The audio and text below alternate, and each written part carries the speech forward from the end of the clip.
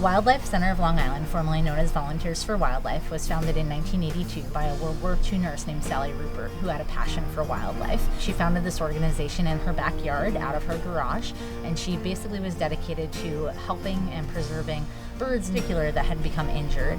The organization grew from her home to our home in Huntington and Comsett State Park, where we were for about 27 years.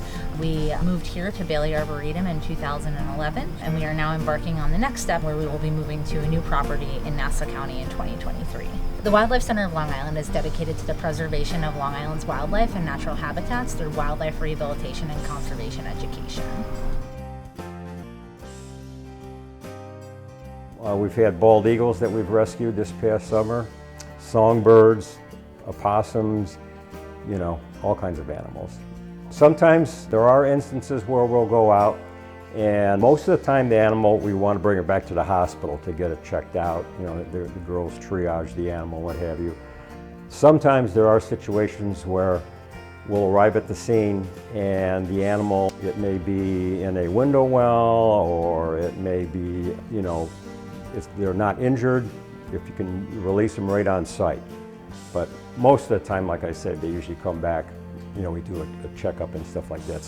For some serious injuries, we also work with a local vet, for broken bones and things like that. Once the public has obtained the animal and transported it to our hospital, we give them a physical exam, just determining their injuries, the severity of it, and seeing if they're either a candidate for rehabilitation or euthanasia. So after that, monitor and diagnose, and then we see what the proper course of action from there would be by establishing a treatment plan and a medication plan, as well as providing them with proper housing. So if they have certain types of fractures, it determines what type of enclosure they will be in. So if a bird comes in with a keel fracture, they're on cage rest for a minimum of 30 days.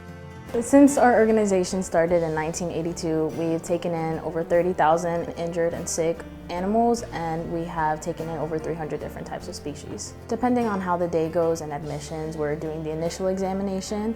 As for ongoing patients, they have their daily care. So if we have a bird that comes in with a wing fracture, after a certain amount of days they have to get their wrap changed, and that's where I help the supervisor kind of assess how their progress is to see if they're still a candidate, to make sure that they have full range of motion. We also help clean wounds and just make sure that they're healing properly, making sure that no fly eggs or maggots or anything are growing in there, and just providing medication as well and tube feedings for animals who are too injured or too sick to feed themselves.